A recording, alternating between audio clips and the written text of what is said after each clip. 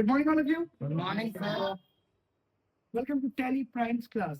Hi, I'm Arif, your faculty here, teacher and tutor. Today I'm going to make you learn about Tally's features. क्या पढ़ने वाले हैं? And model of accounts. Model of Accounts. आइए देखते हैं. Features of tally prime में हम ध्यान दें तो पहला ऑप्शन आपको दिख रहा है easy navigation with go two buttons. Navigate मतलब क्या कि हमको दिशा निर्देश मिलते हैं कि कहाँ जाना है, कैसे जाना है, और इनवॉइसेस पे, बिल्स पे, हमारे वॉचेस पे, हमारे लेजर्स पे. ये सारी बात आपको और लग रही होंगी, ये सारे वर्ड आपको नहीं सुने हुए लग रहे होंगे, बट हम आगे देखेंगे कि कैसे हम वहां पर नेविगेट करें, कैसे वहां तक पहुंचे. मल्टीटास्किंग इनेबल्ड, इसमें हम एक साथ एक समय पर एक काम करते करते अनेकों काम करने की क्षमता रखते हैं. Simple and clean user interface, बहुत ही आसान यूआई है इसका. इसके यूआई पे काम करने के लिए आपके पास राइट साइड में वर्टिकल बार दिखेगा, उस पे सारे शॉर्टकट, सारे एक्शंस वहीं से परफॉर्म होंगे. यानी जिसको शॉर्टकट्स नहीं याद है उनके लिए एक ग्रीन पट्टी आपको राइट साइड पे मिलेगी विद शॉर्टकट. आगे देखते हैं. Flexible vouchers entry system. Flexible मतलब क्या?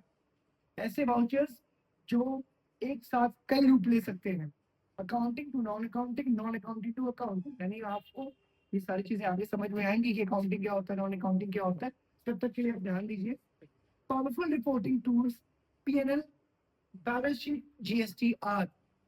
पावरफुल रिपोर्टिंग का मतलब क्या कि आपको एक पावरफुल रिपोर्ट तैयार करने के लिए बहुत सारे टूल्स मिलेंगे, बहुत सारे डिवाइसेस मिलेंगे, बहुत सारे फीचर्स मिलेंगे.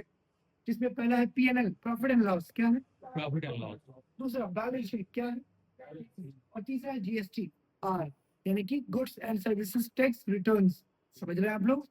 चलिए, इसको समझने के लिए हमें और ब्रीफ में पढ़ना पड़ेगा. उसके लिए हम आगे बढ़ेंगे मॉडल ऑफ अकाउंट की ओर. Remote access and security feature. Remote access क्या है?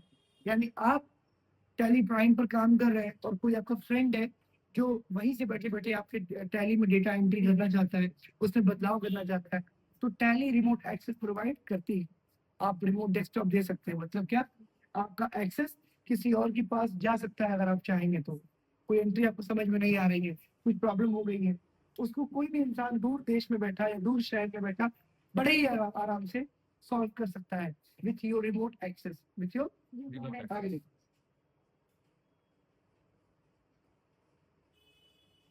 मॉडल ऑफ टैली पढ़ने वाले हम लोग. क्या पढ़ने वाले हैं? थोड़ा सा ब्रीफ है, थोड़ा सा हॉट पॉट सा लग रहा होगा आपको, बट ये काफी डिटेलिंग में था तो इसको आप कई पार्ट्स में डिवाइड नहीं कर सकते थे. ध्यान दीजिएगा, आप लोग पॉइंटेडली फोकस करिएगा. जहां मेरा एरो जाएगा वहीं आप जाइएगा. मॉडल ऑफ टैली को 3 फेजेस में डिवाइड किया गया है. Accounts only, account with inventory and taxation. And आइए देखते हैं ध्यान से इस चीज को. अकाउंट्स ओनली में क्या हो रहा है? ओनली अकाउंट मॉडल, जिसमें ये मॉडल केवल लेखांकन से संबंधित डेटा को रिकॉर्ड करने के लिए उपयोग होता है, जैसे नगद, बैंक, देनदार, लेनदार. हिंदी हो गई. This model is used only to record accounting related data like cash, bank debtors and creditors. ये एक दुकान जो केवल लेन देन रिकॉर्ड करती है, स्टॉक का लेखा नहीं करती है, उस दुकान को क्या बुलाएंगे? अकाउंट्स ओनली मेंटेन हो रहा है. क्या मेंटेन हो रहा है? Accounts only. टैली में कौन सा पार्ट मेंटेन कर रहे हैं वो लोग? अकाउंट्स. अकाउंट्स मतलब क्या? आप किसी दुकान से सामान उधार लेने जाते हैं तो सामान का लेखा नहीं करता, अमाउंट का लेखा करता है कि 500 की उधारी बाकी है रमेश जी की. इसकी? रमेश जी की. आप भी हर वक्त सामान का लेखा जोखा नहीं करते हैं. ये याद रखते हैं कि 200 रुपए देना है रामा जनरल मर्चेंट को. किसको? रामा. General market. दुकान का नाम आपने मेंटेन किया. वैसे ही आप किसी का पैसा उधार ले लेते हैं, जब देने की बारी आती है तो पैसे के टाइम पे आप क्या करते हैं? केवल अकाउंट्स मेंटेन करते हैं कि मुझे विनय को 2 लाख रुपए वापस करने हैं. ऐसे बोलते नहीं बोलते? तो ये तो आप इसमें ब्रीफ करते नहीं है कि उन 2 लाख रुपयों से आपने क्या क्या सामान खरीदा, क्या क्या चीजें खरीदी, और किसका बिल लगाया आपने, किसका किसका डेटा मौजूद है. नहीं, 2 लाख लिया था, 2 लाख देना है. कैश का लेन देन क्या हो रहा है? और डेबिटर क्रेडिटर क्या है? डेबिटर मतलब कि रिसीवर, पाने वाला पक्ष जिसने पैसा रिसीव किया है. और क्रेडिटर मतलब क्या? क्रेडिटर का मतलब देने वाला पक्ष जिसने पैसे दिए, द गिवर. क्या होगा आगे आप समझ जाएंगे, फिलहाल इस पे फोकस करिए. इसके आगे देखिए. A shop that records transactions but doesn't manage stocks. समझ रहे हैं? जो स्टॉक मैनेज नहीं करते, गूगल पे, फोन पे, पेटीएम करो बोलता है मोबाइल पे। आपने दुकान पे गए, सामान लिया, पेमेंट किया, पेमेंट नहीं हो पाया, मोबाइल पे लिख के आ रहा क्या, प्रोसेसिंग, क्या लिख के आ रहा है, तो पेमेंट तो नहीं हो पाई ना, पैसा बाकी रह गया।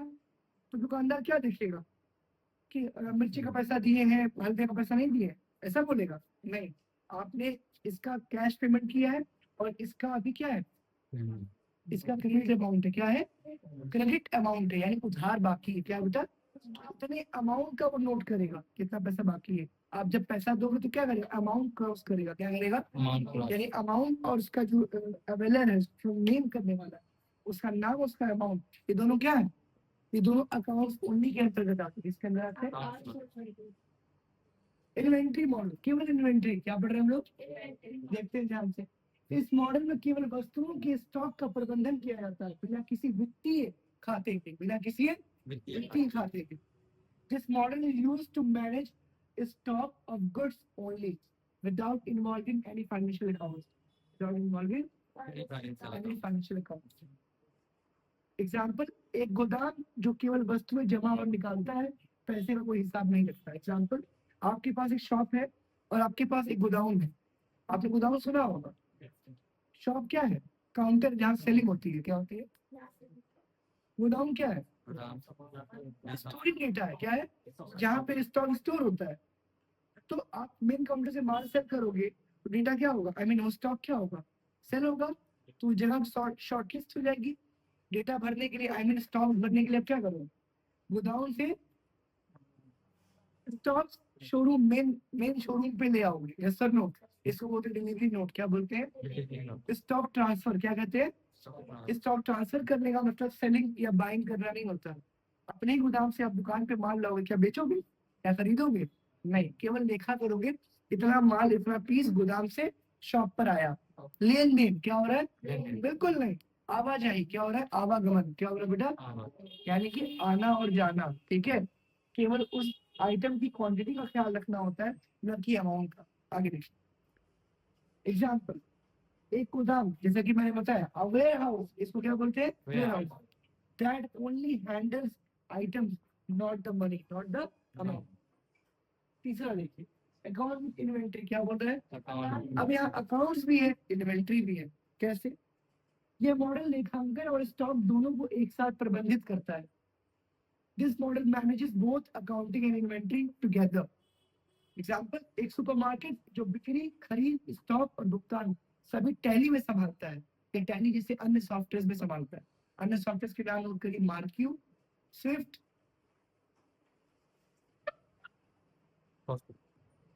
तो जैसा कि मैं एक शॉर्ट एग्जांपल देके आपको समझाऊंगा। इन शॉर्ट, अकाउंट्स में केवल नामों को आप दर्ज करते हैं, नाम जैसे किसी बैंक के नाम, किसी इंसान के नाम, किसी सेलर, किसी बायर के नाम, बस नाम, इसको आप बोलते हैं ना, ये नेम नहीं, ब्रांड है।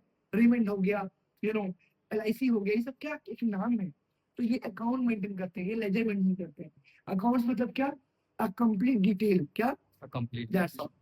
इन्वेंट्री, अ प्रोडक्ट्स डिटेल, अ प्रोडक्ट्स डिटेल, एक वस्तु जिसकी कीमत है, जिसका वजन है, जिसकी क्वांटिटी है, उसको मेंशन करना, उसको मेंटेन करना ही इन्वेंट्री मेंटेन कहलाता है। Account with inventory, third part, accounts के साथ इन्वेंट्री मेंटेन करना। क्या, अकाउंट के साथ, यानी कोई शॉप है, कोई मॉल है और उसमें रखा गया प्रोडक्ट, उसकी इन्वेंट्री है। तो इसका मतलब क्या, उसके नाम के साथ साथ, उसके अकाउंट्स के साथ साथ उसकी इन्वेंट्री भी मेंटेन की जा रही है। एग्जाम्पल देखिए, एक सुपरमार्केट है, वहां पे sell, buy, stock and payments सभी टैली में संभाले जाते हैं। A supermarket that manages sales, purchase, stock and payment in tally. Am I clear? चलिए आगे। चलिए हम लोग पढ़ने वाले हैं about the backbone of accounts, यानी रीढ़ की हड्डी जो है वो है आपका गोल्डन रूल्स, अकाउंट्स का भी और टैली का भी। बिना इसको पढ़े हम अकाउंट समझ नहीं पाएंगे और टैली में हम लोग एंट्री पास नहीं कर पाएंगे। जी हाँ, लेखा जोखा करने को टैली में हम लोग एंट्री पास बोलते हैं। क्या बोलते हैं, आइए देखते हैं। तो थोड़े हिंदी का मैंने यूज किया है यहाँ पे, क्योंकि हमारी नेटिव लैंग्वेज इंडिया की हिंदी है। खाता प्रकार मतलब क्या, अकाउंट टाइप, क्या बोलेंगे आप, अकाउंट टाइप, व्यक्तिगत, पर्सनल अकाउंट, नोट कर लीजिएगा अपने अपने लैंग्वेज में, पर्सनल अकाउंट क्या बोलते हैं। ठीक है, हिंदी का रूल क्या है, प्राप्तकर्ता को डेबिट करें दाता को क्रेडिट करें, दाता को हमें इसको समझने के लिए बगल पे आप देख सकते हैं, debit the receiver, credit the giver. ठीक है, देने वाला कौन है? Credit the giver. पाने वाला कौन है? Debit the receiver. किसमें ये रूल कहाँ पे अप्लाई हो रहा है? Personal account. किसमें बेटा? Personal account. पर्सनल अकाउंट में केवल व्यक्तिगत खाते में अंतर्गत हम लोग केवल नामों को दर्ज करते हैं, चाहे किसी शॉप का नाम, मॉल का नाम, किसी व्यक्ति का नाम, किसी बैंक का नाम, किसी भी संस्था का नाम, किसी कोचिंग का नाम। हमें क्लियर? समझ में आ रहा है? वो सभी पर्सनल अकाउंट्स के अंतर्गत आएंगे। अगला देखिए, इसके बाद इसमें क्या बोल रहा है? एग्जाम्पल देख लीजिए। उदाहरण, मोहन को 1000 दिया गया। अब 1000 पे ध्यान मत दीजिए, दिया किसको गया उस पर ध्यान दीजिए, क्योंकि यहाँ पे हाईलाइट कौन है? Who is the hero of the sentence? The subject. Mohan is the subject. Am I clear? बगल में क्या है? डेबिट में मोहन, क्रेडिट में क्या हो रहा है? कैश। क्रेडिट में क्या हो रहा है? कैश। आगे देखते हैं, वास्तविक, रियल अकाउंट। क्या बोलते हैं इसको? नोट कर लीजिएगा, REA, रियल। रियल मतलब क्या? जो रियलिटी है उसी से बना है रियल अकाउंट, यानी रियल से रियलिटी है। Am I clear? जहां भी आपकी नजरें जा रही, जिन चीजों, जिन वस्तुओं को आप देख पा रहे हैं, हर एक चीज की कीमत है, और वो सभी चीजें क्या है? रियल अकाउंट का हिस्सा है। एग्जाम्पल, अब तो इस समाज का वो चीज भी हिस्सा है जो हमारी आंखें देख नहीं पाती, ऑक्सीजन। आगे देखिए,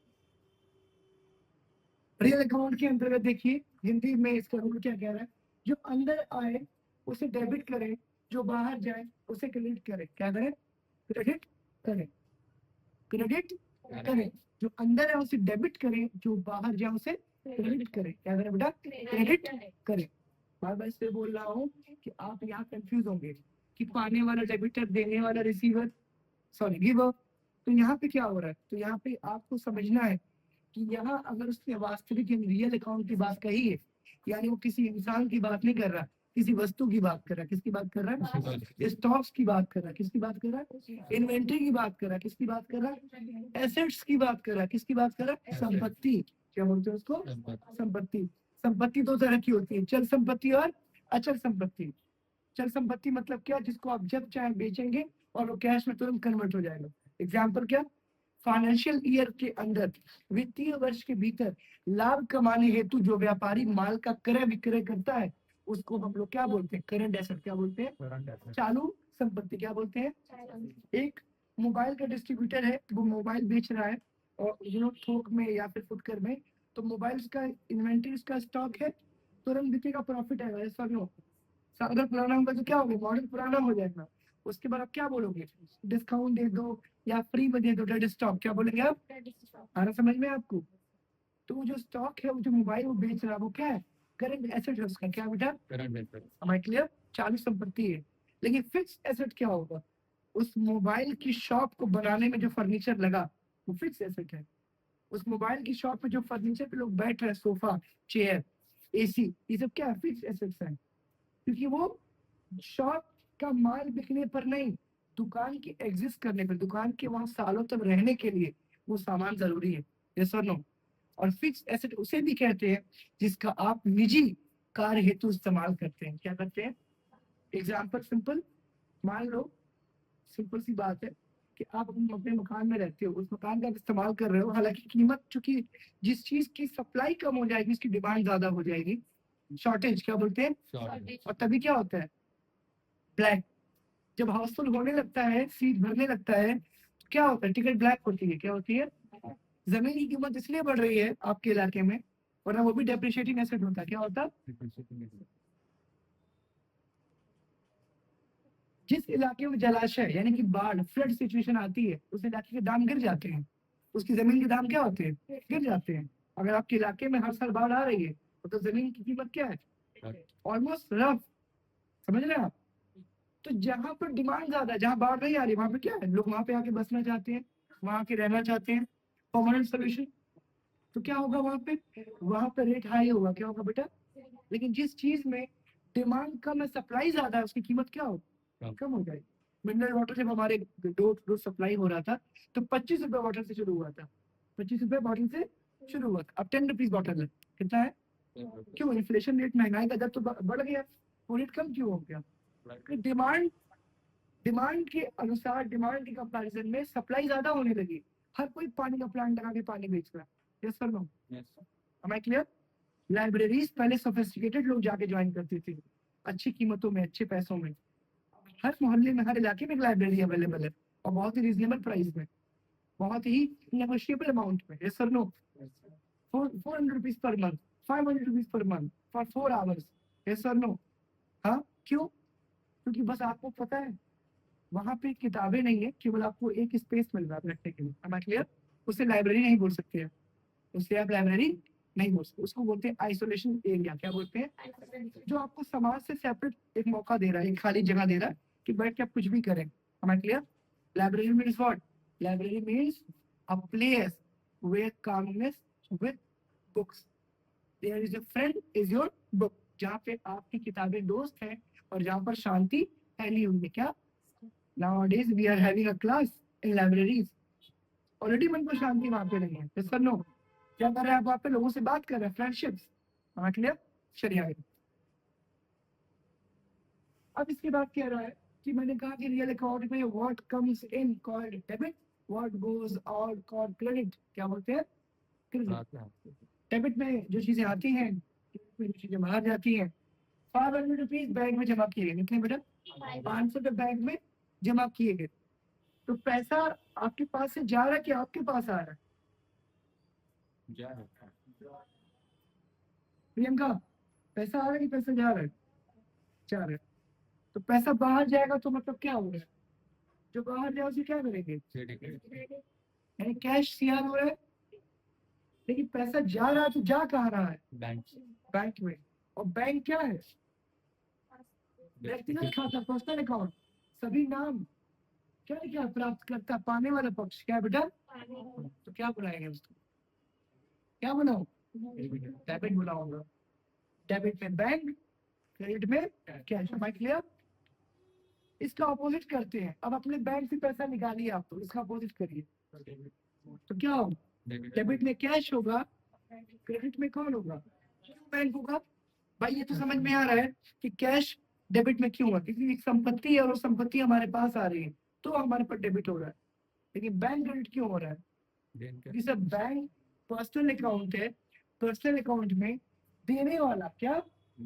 दाता। देने वाला किस साइड पे होता है? क्रेडिट साइड पे होता है। किस साइड पे होता है? क्रेडिट। क्यों? नाम है, वो संपत्ति नहीं है।